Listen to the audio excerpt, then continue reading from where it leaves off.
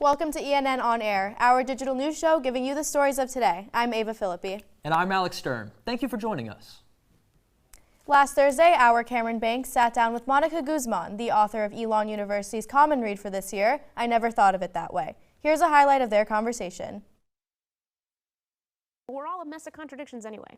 So keep plumbing and ask people what they might care about more, and recognize that we don't have all these answers at the ready, even about ourselves, right? So expecting someone else to give you a satisfying answer in 5 minutes may be a little unrealistic. Follow up though, reflecting back on your book, it was published last year in 2022. Reflecting on that, is there anything like statements or chapters that you don't feel the same way about today? Any changes in your thought process from back then? I mean, I feel like if I wrote the book again, it would be really different. It would have so many more stories because I've been going around the country, all different kinds of communities, liberal, conservative, churches, schools, businesses, and afterward, all I get is more stories, confessions, struggles, anecdotes. So I know that would be the case. I guess what I'll say is I would add a chapter on the relationship between trust and truth. That's kind of my current curiosity, I suppose. I think that, being a journalist, I feel a deep allegiance to truth, as do we all. But we tend to skip the trust building part. And so here we are, living in some ways in what feel like different realities, right? All in our own silos. And we're just trying to smash our facts at each other and shame each other for not accepting the facts. Here we are, right? But without trust, we can't engage in what we need, which is a collective search for truth. And instead, we're in a place where different sides really believe they have the truth, the whole truth, and nothing but the truth. And in some cases, yeah, they might be right.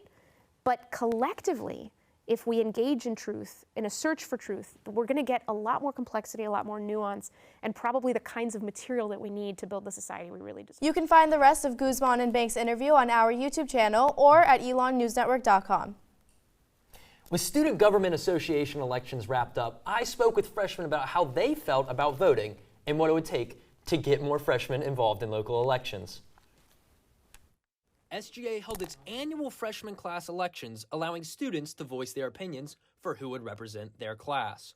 SGA saw an uptick in ballots cast this year. Class of 2026 had 179 voters, as compared to class of 2027's 464 voters. Freshman class president Michael Schwartz says he hopes to see this number continue to rise. I know people that didn't know the election happened. And so if they know SGA is a thing, and not even if they want to be involved in it, just they know people in it, they know that it's happening, they will care more. And caring leads to more caring. More people will encourage others to vote. It'll spread out, it'll funnel out. Hopefully, that's the goal. Elon freshman Caitlin Miller says that she wishes there was more student interest in voting. I've met a lot of people that don't care about it and delete the emails and stuff that they get. But I feel like there's a good majority of people that want to vote and be involved, but I feel like our grade isn't super into that. Elon Phoenix voting cards allow students the ability to vote locally with just a swipe of their card. Elon sophomore and Elon Votes ambassador Emily Leach says how you can use these to get people voting in local elections. It'll help, students become more civically engaged. I think having a card would be a lot easier than maybe navigating the website. We do give clear and concise instructions for students on how they can register to vote through TurboVote on the Elon Votes website. But I think having a card honestly makes it so much easier and a lot more convenient for students. Students who plan to vote in North Carolina who do not have any form of valid ID can obtain a special Elon Phoenix voter card. Alex Sterne, Elon Local News. For students looking to obtain their own Elon Phoenix voter card, head over to the Phoenix Card office in Oaks-McCoy, Common Room 201. Once you obtain this card, it will serve as your Phoenix card and full-time student ID. A small-town musician heavily active in the on-campus music scene is preparing to release her first EP. On Thursday, her single Fallen hit streaming platforms. Our Betsy Schley-Huber has the details on Tabby Spell. They'll call us wrong, but this feels so damn right. You push me to the bed, and in my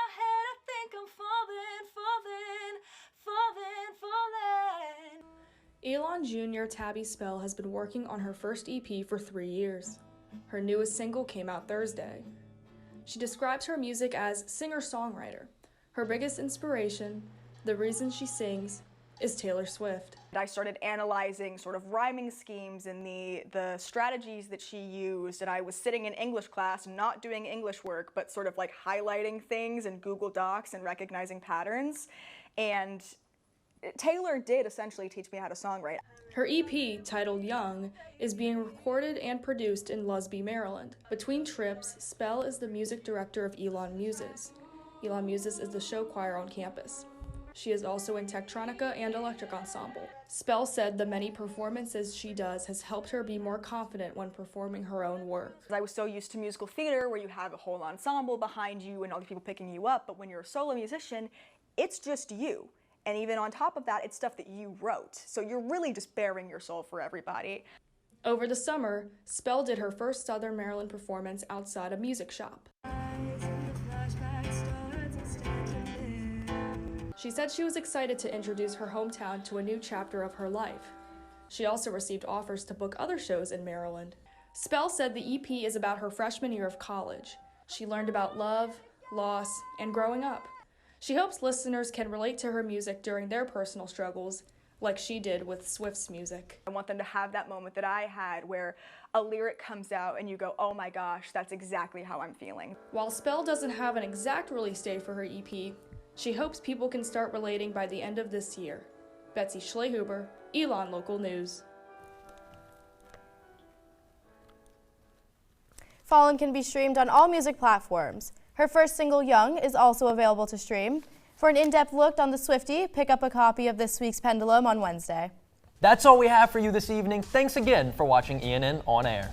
For all the news you need to know when we're not on air, visit our website, elonnewsnetwork.com. And follow us on social media at Elon News Network. Have a great night, Elon.